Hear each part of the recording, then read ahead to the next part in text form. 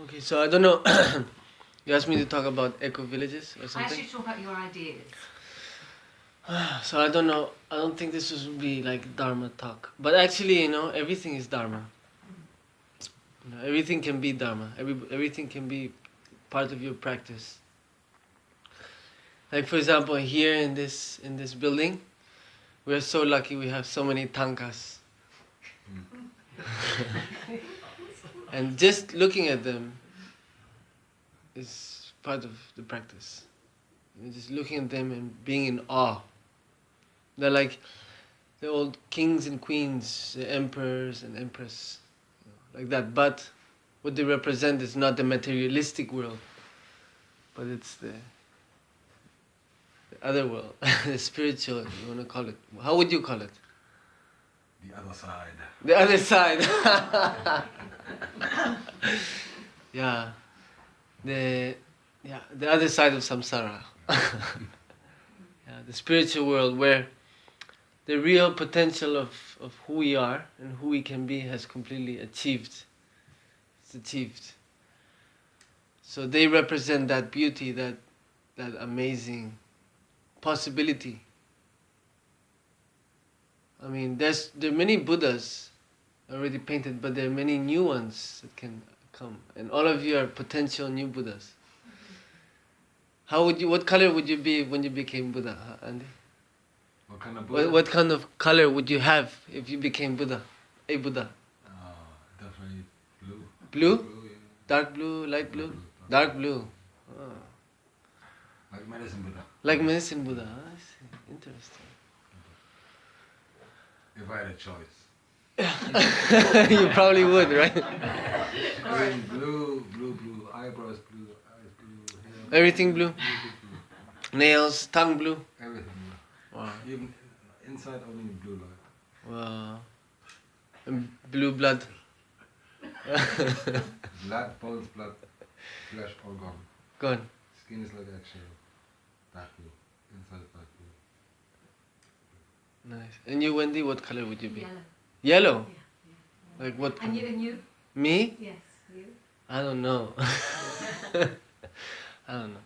No? I never thought about it actually. So you're asking us to think about things you haven't thought about? Yeah, exactly. So we do your thinking for you, huh? No, I mean, everybody has. I mean, I think I would also go for blue. Yeah. Since I was very, very, very young, always blue was my color. Has always been.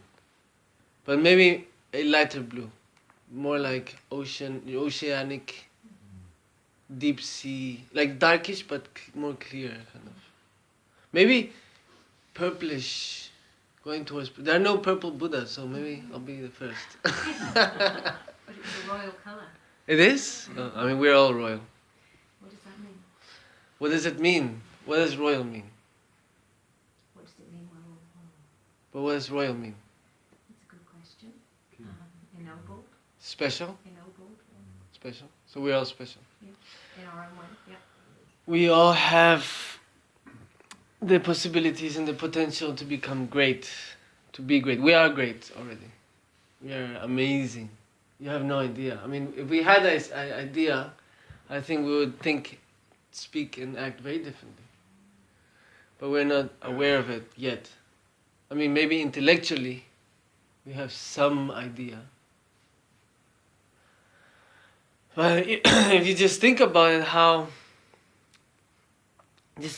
mean, all of you are I mean, old students, so you probably know the concept of the clear light. Think about the clear light. Just thinking about that is amazing, don't you think? The clear light without the body, the human body. Just the clear light. How it can travel, how it can carry memories, can carry karma. You know, it is so big in its potential, so pure. And then we have the body. You know, it's our responsibility. All the multi-organisms that are in our bodies, under our responsibility.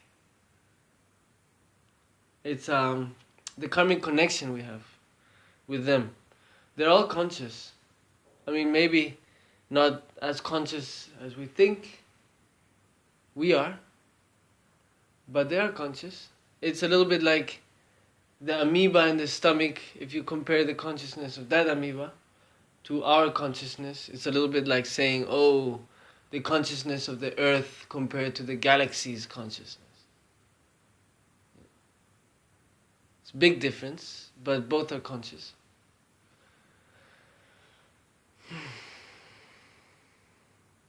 So, and we are very conscious but still very ignorant. Very ignorant. If we were not so ignorant, like I said, we would think, speak and act very differently.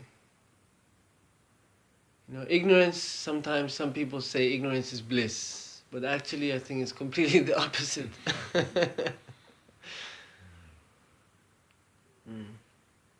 We believe we are separate, right? Do we?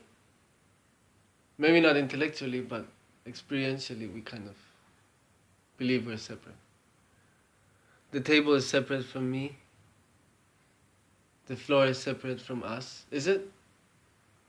Is there separation? I mean, if you search for the actual, whatever it is that you're searching, you can never find. Anything. Anything you look for that has been labeled or manipulated or, created in our minds, you cannot find. Starting from the thought.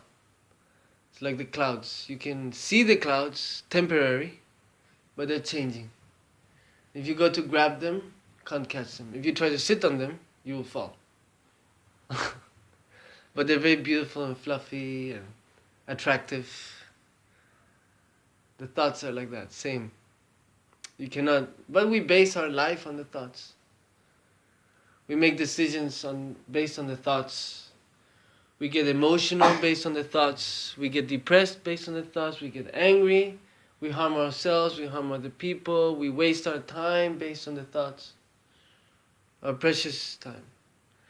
Because this time will never come back. If you can call it time. It's change, let's say, right? The change. It will never come back. It's always here. It's always moving. But that's the beauty also, that nothing repeats itself. It's always, everything is different. If everything was the same, it would be boring. There would be no mystery. Life is a mystery, and that's why we're here. That's why we are trying to understand the mystery. But if it was no mystery, if we knew what happened after we died, it would be boring. Wouldn't it? It would be for me at least. It's interesting to have this thought of, oh, what's going to happen? Why are we here? What is this? You look at your hand and you can move it. Isn't that amazing? I mean, every day, the moment we were born, we were able to do that. But we never really think about it. We never really think about the connection between the clear light to the consciousness, to the mind, to the brain, to the neurotransmitters, to the nerves, to the energy that we get from the food and the light. And all of that, all those conditions. And even the moments where our parents met. The moments where our grandparents met. That is part of the cause of us being able to move our hand. And maybe that moment, maybe 10 seconds later, maybe our parents would not have met. If something else had happened. All these conditions that take us there. All the meals that our parents ate. All the food that was cooked and harvested and planted by so many people. So many conditions. And we still think we're independent.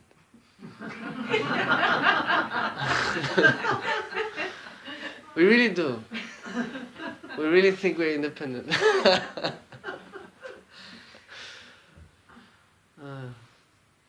But it's interesting, just to think about the organs in our body and everything that's available to us, starting from our body. It's amazing. We just take it for granted. We just say, no, this is who I am. Who are you? You're something that's changing constantly. You can never find who you are. Impossible. If you could find then you would never say, "Oh, I am," because you'd say, "I am being," right? I am happening. I mean, there would be no I, of course, first of all. And you'd probably not need words to communicate. But anyways, we're talking about ecovillages, right? But I think it's important to think about the body, because it's related to the ecovillages, you know. Because today, the art of living is disappearing. And it's more about the art of working. So people focus their whole life on working. The whole education system, the conventional one, is based on the work. How to make money, how to get wealth, how to make power, influence, attachment, fear, greed, insatisfaction. All these very low frequency, vibrations. That's what people are based. They base their life, their energy, their space, their time, and their attention, their focus, all on that kind of low vibration. Which actually, if you think about that kind of vibration, will auto-destruct itself. It cannot sustain itself. It's impossible. So we are here and we have the opportunity to really be able to be aware of the higher frequencies that really are the ones responsible for life. For the creation of life, for the continuation of life, and for a meaningful life that's full of, full of love and understanding, respect, compassion, humility, patience. But if we all follow that, like really follow that, we will be so happy. I mean, I'm not saying we're not already happy. I mean, we already are pretty happy compared to other people. But that's a base. We know that. And it's important to put it in practice every day. Starting from observing the heart. I mean, of course, the concept of heart, love, okay, that's very good. But actually, if you think about the heart pumping blood all the time, like since we were conceived, a few weeks later, the heart started to pump. And from that moment to the moment our physical body stops functioning like it should be, it's pumping. It never stops pumping. Never stops pumping. And are we aware of it? Probably not. We're only aware of our body when we have problems. Or, for example, in order to feel the pleasure, we have to feel it through the physical body. Apart from like the inner bliss, most of the pleasures are derived and come through, experienced through the body. There we are aware of the body. Oh wow, thank you body. But otherwise, are we really grateful to the body? Not really. We just take it for granted. We walk around as if we were immortal. As if we were going to pee every day forever. Lama Sabahi told me, every time you pee, think it may be the last pee. The last pee-pee. It's true, you never know. But we act like we're immortal. We act like we are stable. We act like we are, like we're, I don't know. At least we don't act like Buddhas, which would be, it's a pity. If we acted like Buddhas, it would be very different. But that's why it's amazing, just to have all these deities and Buddhas surrounding us. It's an amazing practice to look at them. I mean, forget about painting them, like Andy and where's the cook? The cook. Cook is very important. You are the creator of our life. We eat what we are, and we become what we eat. So you are the creator of that, so that's very special. The cooks should be the kings of every community. The kings and queens. Where's the other cook? She's working. She's working. Yeah. Okay, No. It's her choice.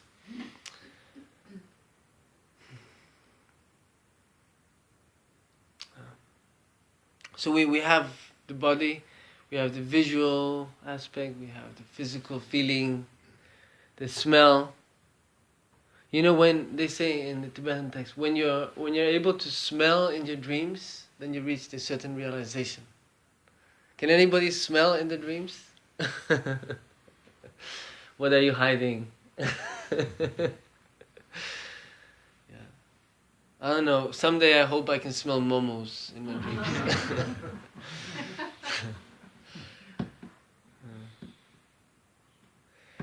So, yeah, it's good to be aware of our organs, of our body, of all the organisms that our responsibility are under our, responsibility, our wing. So that's why the art of living is being, lost slowly. People before, they used to know how to plant their own food, how to grow their own food, how to harvest it, how to cook it, how to eat it. Even these days, people don't know how to eat properly. They just stuff everything as fast as they can while they're doing other things, and they don't even enjoy the food they're eating. They're so focused on other things, distractions and entertainment. They don't even see what they're eating. They don't even know what they're eating. Sometimes they're eating pure trash, and they think it's delicious. But that's how capitalism works. That's the unsatisfied mind. If we're all satisfied, if we're all kind of aware of who we really are, capitalism would completely crumble. There would be no system like we live in today. In a way, it's comfortable. It's very comfortable. I mean, we are very comfortable in our comfort zone. And thanks to that, we don't really make a big effort to change or to see what else there is out there. That's the thing with humans. Unless they get hit really hard by life, they don't really wake up. I mean, not everybody, of course, but mostly. At least that's how it is for me. If I don't get hit in the head really hard by life, whack! Then I'm like, oh, what's going on here? Then maybe I get out of my comfort zone a little bit. But then after I go back in again. It's like me waking up at 6 a.m. I wake up, oh, maybe I should do some meditation. 2 minutes later, I'm like, I'm just going to go back to bed. Sleep. So, it's important to be aware of all of that. And so I think that's why ecovillages is very important today. Because people, if they don't have a supermarket, they don't know where to get food from anymore. Some kids today, if you ask them, do you know where an apple comes from? They're like, yeah, it comes from the supermarket. They don't even know it grows on a tree. And it's all based, of course, on oil. The fossil fuel, which actually is death. It's just dead animals and dead vegetation which has been dug up after millions of years and burnt. The result is a little bit of energy, but a lot of death. And instead we have renewable energies like solar power, wind, and hydraulic energy, and it's not so important. But it's infinite. It's unlimited energy. And it's life. It represents life. But somehow it's not so popular. Because it's a renewable kind of energy. It's not limited. So if it's renewable, you can't really charge so much money for it. The more limited something is, the more valuable it becomes, weirdly enough. And the less there is, the more expensive, and the more money, and the more you fight for it. The more you kill each other for it. So that's the type of life and system we're living in. And people are being educated to how to work, but they don't really know how to live. So I feel, in a way, maybe FPMT or us as a community or as an individual, we are a little bit responsible to make sure that at least if not this generation, but the next generation has the available means to learn and understand the real values in life, which is how to live, how to take care of yourself and how to take care of others. Because if there's famine, you can't eat money, you can't eat gold, you can't eat diamonds, you can't drink petrol. So what will be the real value? I think sometimes if there was a big famine or something like that happen, people would exchange, like the real money would be tuna cans. Because they can last 10 years until the date expires, and then you can keep it for another 10 years. So it has about 20 years of... yes, it can stay good for 20 years, and it's protein. And then if there's no food, protein is so important. Without protein, you can get some carbohydrates like fruits, you can eat certain things, but protein is hard to get. So people will be exchanging, buying houses with tuna tins, buying land with tuna tin, or who knows what they'll be buying. I'll give you 10 tuna tins if you sell me the island. And then they will calculate, okay, I can keep 10 tuna tins for 10 years, so I can eat 1 tuna tin per week, can survive. But so these days it's all about like, oh, okay, so gold is precious. So gold, that's, oh wow, amazing. Oh, because we have food, we have water. So that's why we give it value. But the real value is in food, it's in water, it's in the air, it's in the company. What's the point of living if you can't share? The real joy comes when you share. When you share the joy that you enjoy things, you share it with others. That's the real living is sharing. The real love is when you share. That's when you really find the real happiness. And those are the real values, when you can give the best of yourself. Because if you think about it, nothing belongs to us. What belongs to you? Not even your body. Your body will disappear someday. Becomes worm food. Goes back to stardust. We say, oh, this is my house, this is my car, this is my computer, my clothes, my blah, blah, blah, blah. But what is yours? They can push you and take it away. Then is it yours? No. By force, they take away many things. If it was yours, they couldn't take it by force. So what is yours? Your karma. Your inner qualities, your realizations, your understanding, your peace of mind, your harmony, your compassion. That is yours. That you can keep, you can take with you.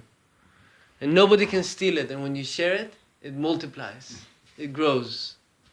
How beautiful is that? Those are the real values. But to get there, of course, you have to understand and cherish the body. And for that, we have to be able to know how to live. So we can start by planting food. Right? Planting food is very good. Then you can really see how life works. How it grows. You put some love in, plant it, and then it starts growing. Day by day, slowly, slowly. You water it. You put all the means for it to grow properly, and it will start growing. But you can't force it to grow faster. Even though today humans, they do it, GMOs. They mutate. But isn't it crazy how humans think? They're so proud. They think they own life. They think they have the ability to control and understand life. It's ridiculous. They don't even understand themselves. They don't even know what they have inside of themselves. How can they know how to control what's outside? But they believe it. They really believe it. And of course, if you look what the thoughts made, planes, skyscrapers, bridges, wars, it's all there, and it looks very real, and it is real. People, you have to live the consequences of it. But it's temporary. like everything that we see and experience in this body. So, is it that real? Anyway, so going back to the planting of the food, I think it's really interesting if in communities we can actually start to grow our own food. This is very important, and actually start to teach and share that with other people, so that people can actually learn how to do it and really start to cherish and understand life starting from there. Because we are also a creation of life. We are also part of that. We are here on earth, we belong to earth. Earth doesn't belong to us. Some environmentalists say, we are destroying Mother Earth. No, we're not destroying Mother Earth. We're destroying humanity and the animals. Earth has been here for millions of years before us and will be here for millions of years after us. I mean, Earth just has to sneeze and we'll all die. We'll just get a fever and then wipe out humanity and we'll get better again. So we don't have to worry about Mother Earth. We have to worry about, the future of humanity, and if we really want to be able to practice Dharma as humans, we really have to start to be more aware and take more care. And how do you start? By looking inside, by starting with yourself, by loving yourself, not cherishing yourself, self-cherishing, not that type, but actually genuinely, unconditionally loving yourself, respecting yourself, and then giving it to other people too. And through that you affect the collective memory, and everybody will also start to, go into that kind of vibration, higher frequency. So eco-villages, that's my idea, that's my projects. I always wanted to do orphanages since I was about 6 or 7. That's been my dream. To make orphanages all around the world, in South Africa, all over Africa, Brazil, Russia, India, South America, China, all these places where in the street you can see many kids who have no parents, they have no hope, they have nothing. They have nothing, and all they have is some addiction, maybe.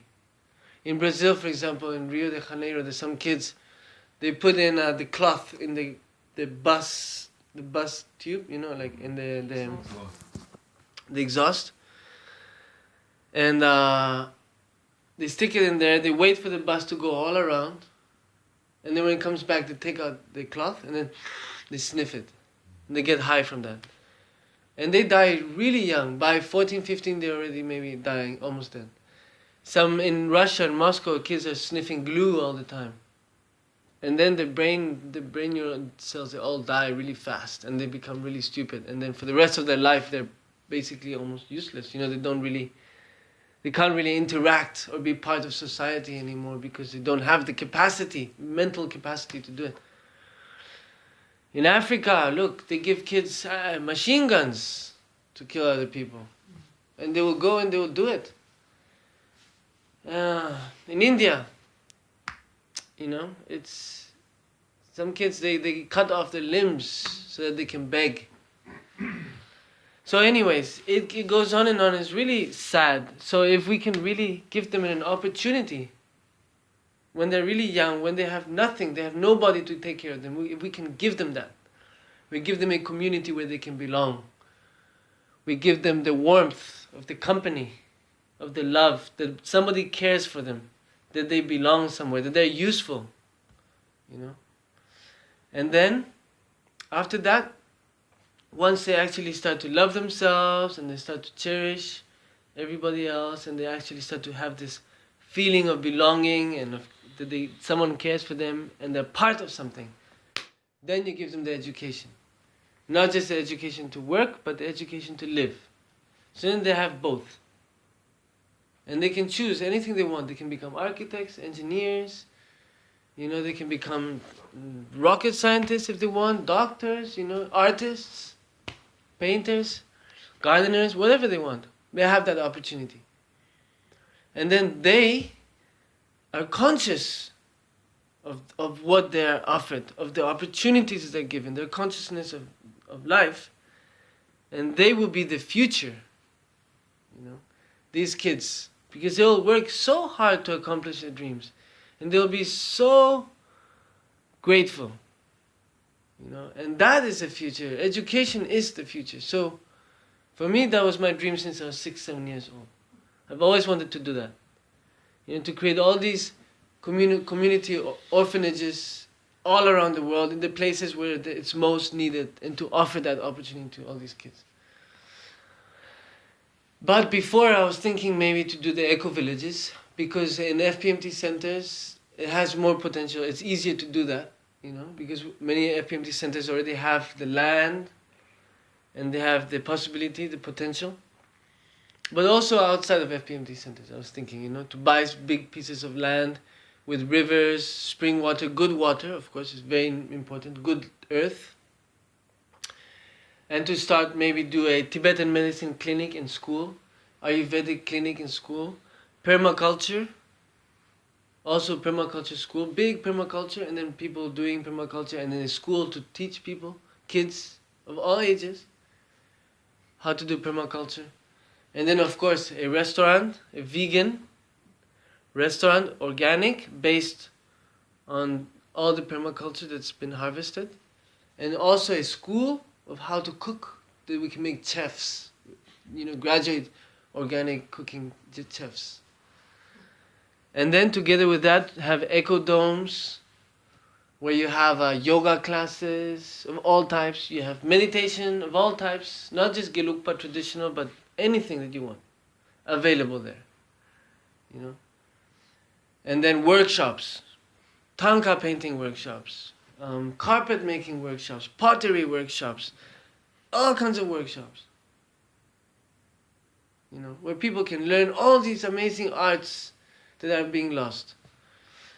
And then, of course, maybe an eco lodge, where with different levels, maybe some luxury eco lodge, so that it can sustain itself, where people, very stressed people, wealthy people who come from the city, and they want to disconnect, and they want the organic food, but they also want the luxury of the city in the countryside.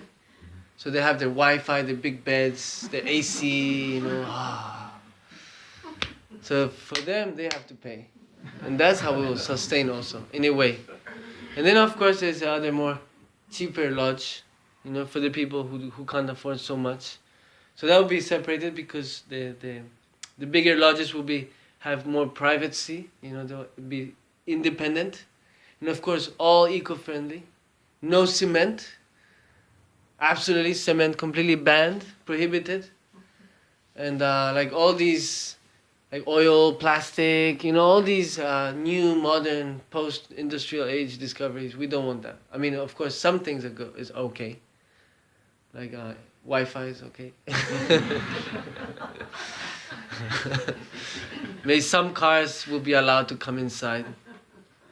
But most of the things, I think, would be very interesting to kind of try as much as we can to really use as much eco-friendly material and be creative. Recycling also. If there's plastic, it should be recycled plastic, where we actually reuse things to inspire people. And everything would be very beautiful, very creative, very artistic. And of course that will attract a lot the young generations. Very much. That's exactly what they like. And I'm sure all of you also like it very much, And I would love that if you could also participate. That would be amazing. You would have such good ideas, such good, input. And you could guide the younger generations based on your experience from the past.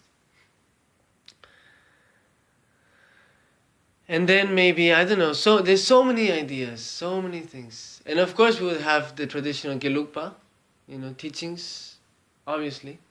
But then we also have Nyingma, Kagyu, Sakya. We would have Thich Nhat Hanh followers. We would have, I don't know, all these different new age kind of groups like Eckhart Tolle and like that. I mean, it's good to see, to investigate, and to see, oh, this is interesting, this works for me. Oh, this is interesting, but it doesn't work for me. I identify with this, or maybe today it works for me, tomorrow it doesn't work for me. Things change. It's good to kind of get an idea of many different variety of things. We can't eat the same food every day, because then we're not going to enjoy it, we're not going to like it.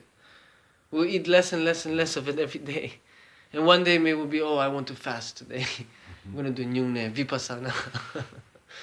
That's good, like a chef told me one time, when you eat food, it's good to eat a little bit of this, a little bit of that, like variety, and then you can eat more. Because I wanted to become more fat, so I was asking him tricks of how to eat more food, and he said, well, then you bombard your taste buds with different tastes. Instead of just eat this one first, then eat that one, then actually eat a little bit of this, a little bit of that, like that. You can eat more. You get more appreciation, more enjoyment. So we really want to enjoy. I mean, the Dharma practice is not about sitting in a cave 20 years and forcing yourself, and then come on, and you're meditating on patience, and then you go out into the outside world, and you have to, face your family, and then one is shouting in this ear, the other one is shouting in that ear, and then there's a point where you explode, and you're like, ah! So where did all the patience go? Come on. Patience is not, it's with yourself, obviously, but how are you going to practice patience if there's nobody to help you practice? When you're in a relationship, it's a great example. You really evolve in a relationship because you really have to put in practice all these things that you're studying. I didn't understand much about Buddhism while I was in the monastery. I didn't identify with most of the stuff they said. I didn't identify. I didn't really understand. It's like, what is suffering? I suffer when I'm hungry. I'm suffering when I'm bored. Yeah, I suffer when I fall, when I hurt myself, like that. But what is this depression they're talking about? Well, why are the Westerners so complicated? I didn't understand. I really didn't. I thought Westerners were very weird. They were like some kind of weird animal that you find in the Himalayas, like the Yeti or Bigfoot or something like that.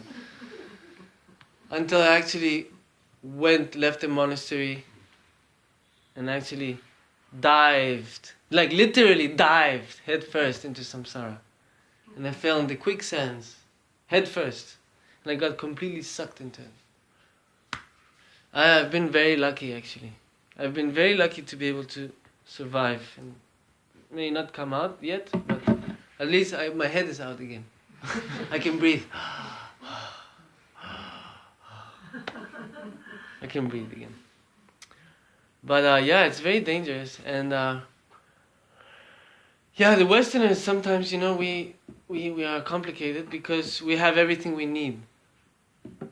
So because we have everything we need, we create problems that don't exist. And we believe they exist. In the monastery, when we talk about depression, the monks say, what is that? That doesn't make sense. They're always happy. They wake up happy, go to sleep happy, all the time happy. Sometimes maybe if somebody passes away or if they're sick, they're a little bit serious. But if you ask them how they are, I'm good. They don't say, I'm unhappy, poor me.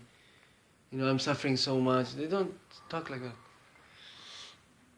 So it's a modern thing, or I don't know if it's a modern thing, but at least it's something to do with excess of pleasure, excess of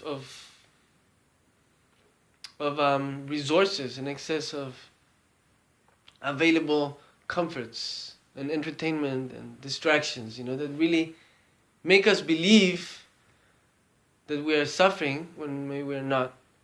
And it makes us believe that we're happy when we're actually suffering. That we're enjoying when we're suffering.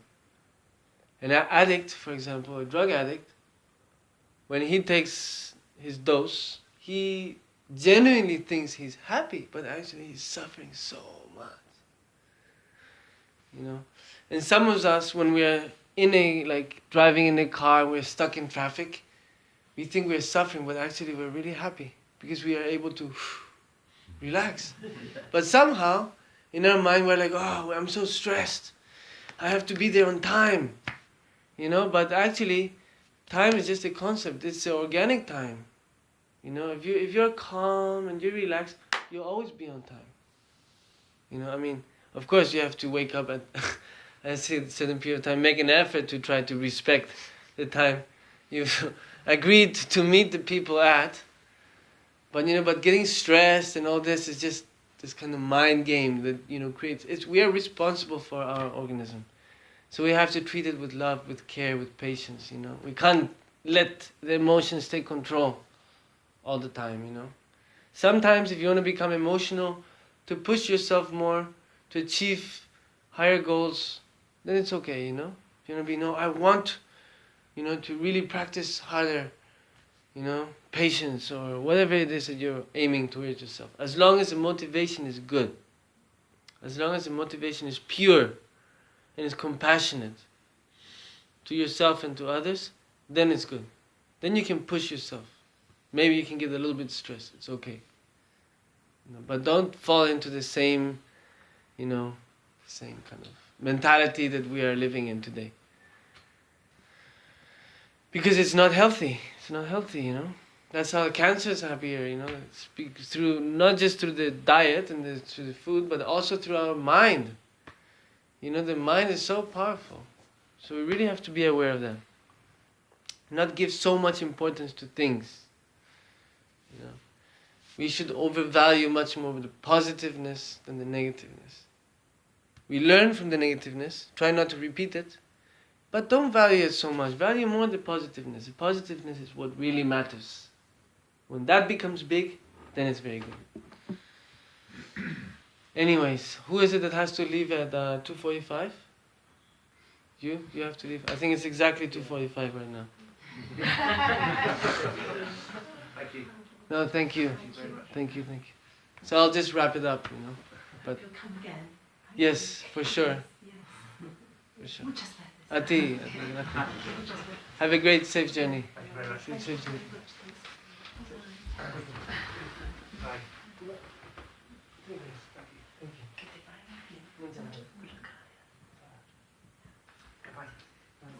Good to see you. See you soon. It's like time is important, inside the system.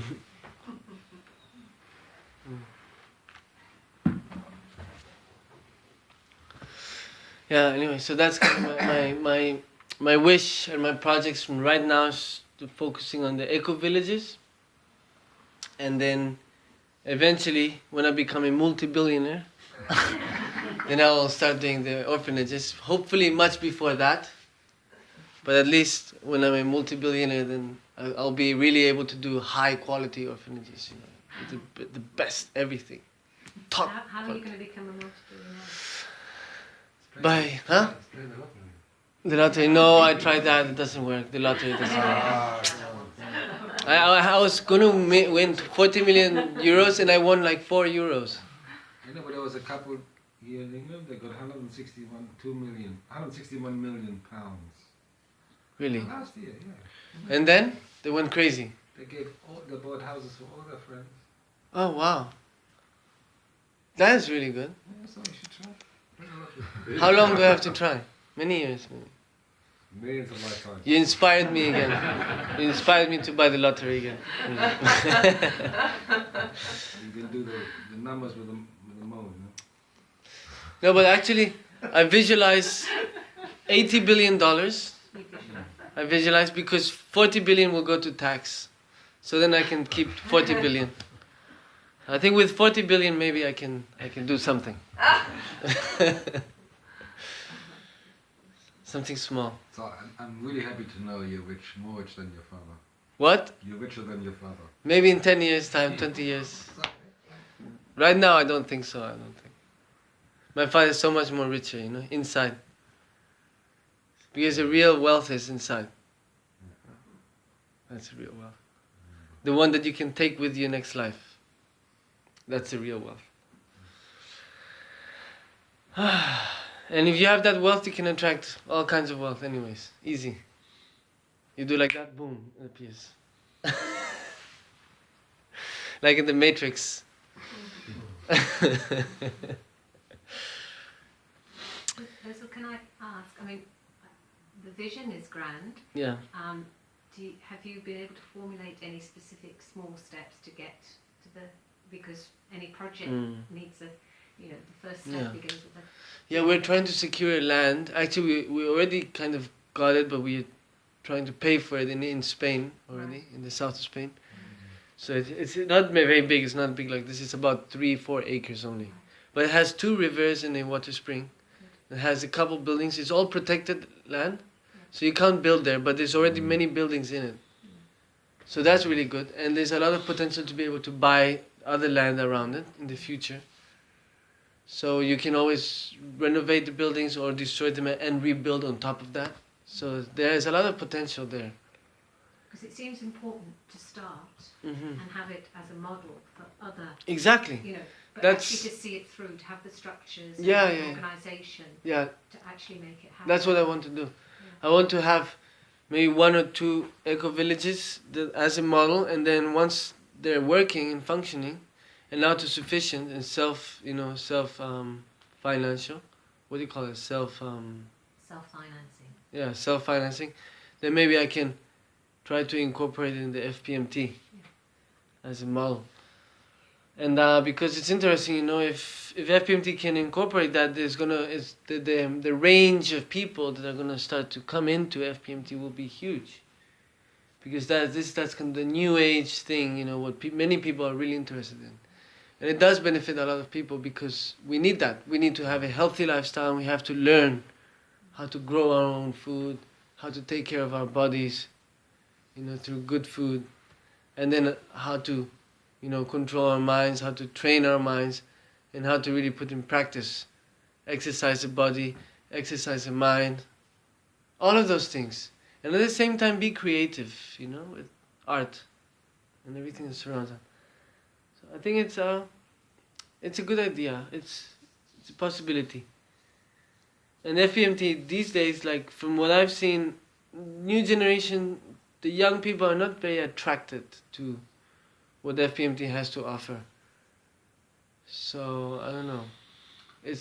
How is it going to sustain itself if there's no young people, new people coming in? So it has to set an example, you know. Anyways, that's my idea. And Land of Joy is amazing, you know. I think it has a lot of potential, you know, to, you know, at least do a little bit, small part of that, you know, at least maybe like the permaculture. But that's why I would really want also Tibetan medicine, Ayurvedic medicine, clinic and school would be very interesting. Because then we can really also, you know, that's very important. Taking care of the body is part of that, you know. Going back to the original medicine.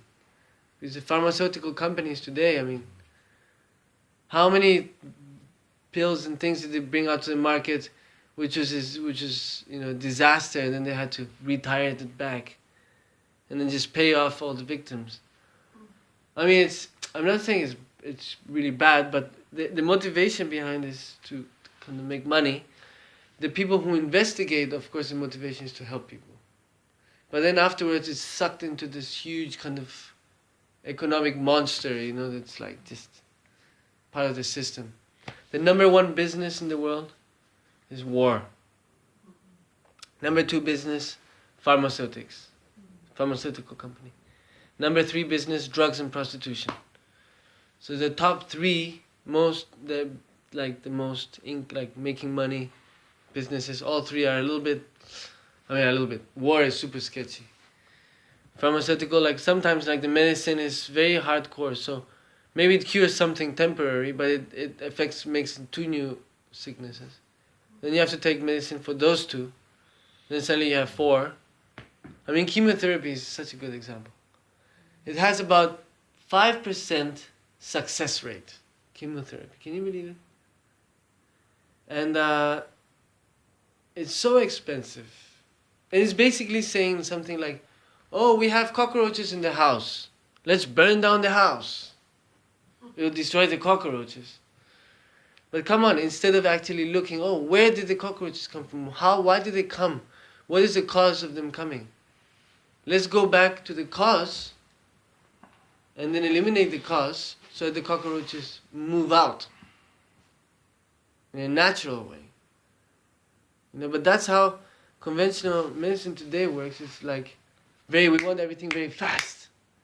Oh, you want to be enlightened? Oh, I want to be enlightened now. I want to have realizations now. I want to be free from suffering now. And with that kind of mentality, we're not going to get anywhere.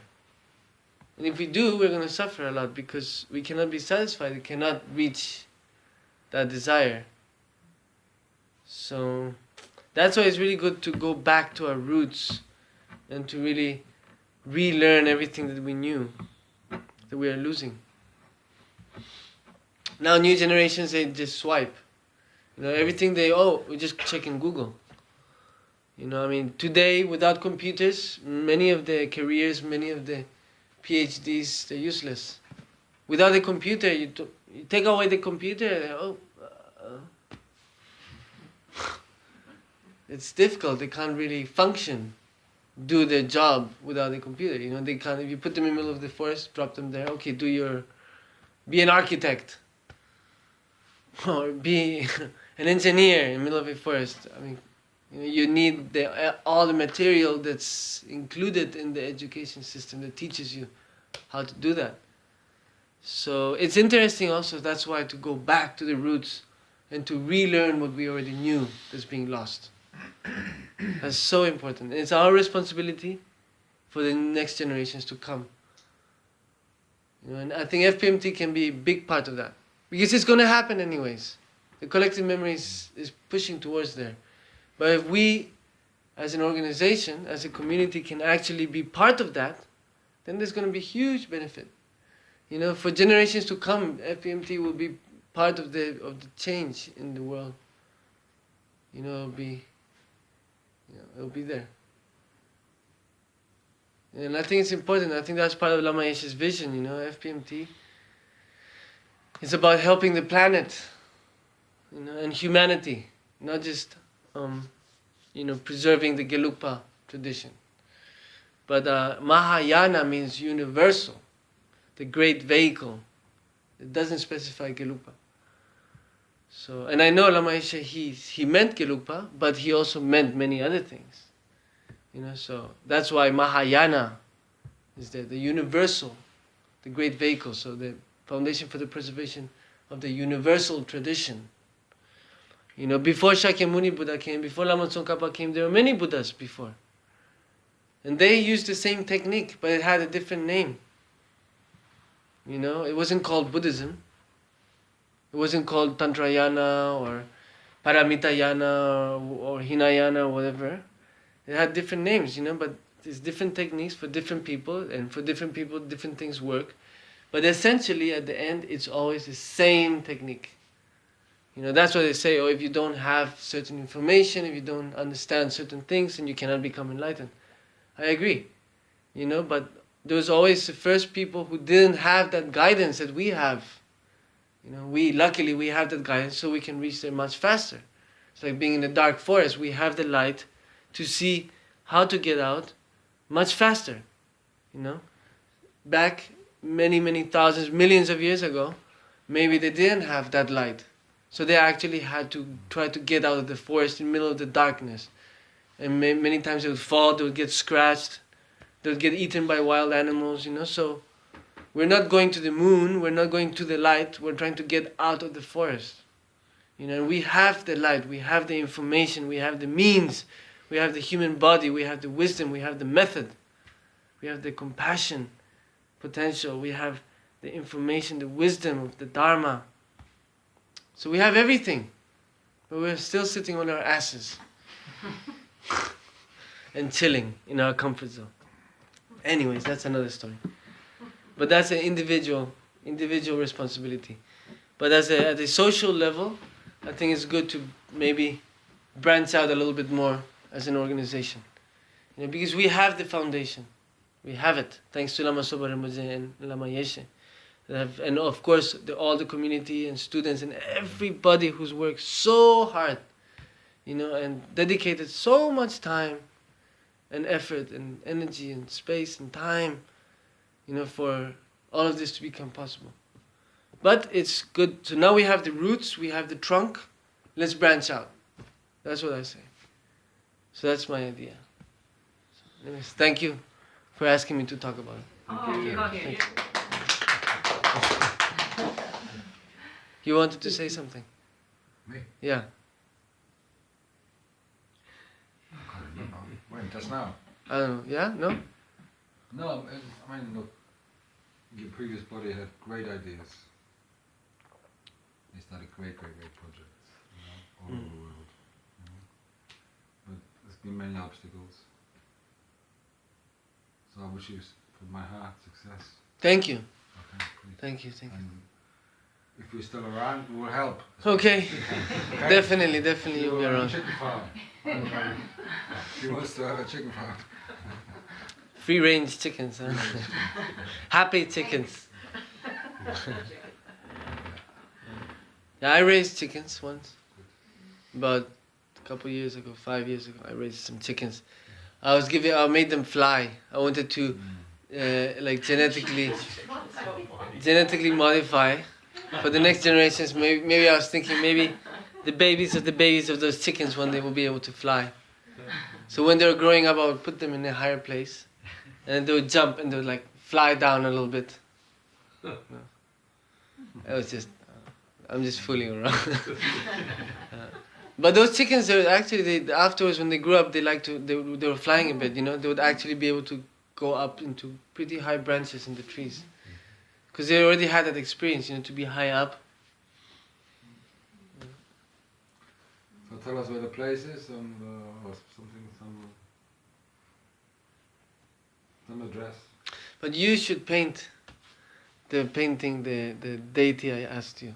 I will. If you can do that, it would be amazing for you and for me and for everybody. It's very special. Very special. Give me time. Yeah. Like the last painting took only 34 years. Yeah, only 34 years, right? Yeah. This is my promise in my lifetime. So. Yeah. Don't take too long though. You're No. live a long time. I got 3-4 years. Because I think when you paint that, 3-4 years. when you finish that painting, then you're going to clear many obstacles that have been present for a long time. For you and for me. I painted a big tanka for you already on request from Lama Zopa, Long Life, which hangs in Israel. The which one? Amitayus. Amitayus. And the Long Life, Mangyama. Really? Wow. When you were just born. Really? Yeah, I was teaching in some center in Europe and I got a telegram. At that time it was telegram. No phone, no email. Wow. 86. Was it 86? Which year you were born? 85. 85. It was 85. I got this telegram from Lama Zopa. Please start immediately. Long life painting for Ösel Rinpoche. If you cannot, advise Delhi. And there was a phone number or something. That was in the middle of the course. Wow. Yeah. So I will do it. I promise before. Don't promise. No need to promise. But try. That's right. Thank you. Thank you, everyone. Thank you so very much. Thank Can I you. say thank you? Because it's on behalf of everyone, because it's really, really kind of you to share your vision and to be here. Thank you. And I really think that it's part of Land of Joy's vision to do at least some of the things you're describing. Oh, great. Yeah, to move beyond FPNT. Beautiful. Beautiful. And I like very much already the fact that like the Nyingma tradition and Thich Nhat Hanh people, they're all coming here and you're going there. I really like that. That's really nice. And Because getting the local school involved as well. exactly, we're all part of the same family. We all have the same objective, So it's And good. tissue's growing, amazing things. Yeah. David's helping so much with Nice. a lot of growing. Thank you. Yeah, well, Oslo hasn't had the tour yet either, so yeah. Can you We should have a group tour before dark. that recording? Can you send it to Lama Yeshe archives? Yes. Ursula, it's going to be getting dark soon, so Yeah, would Jen's you going like to to take quick- you on.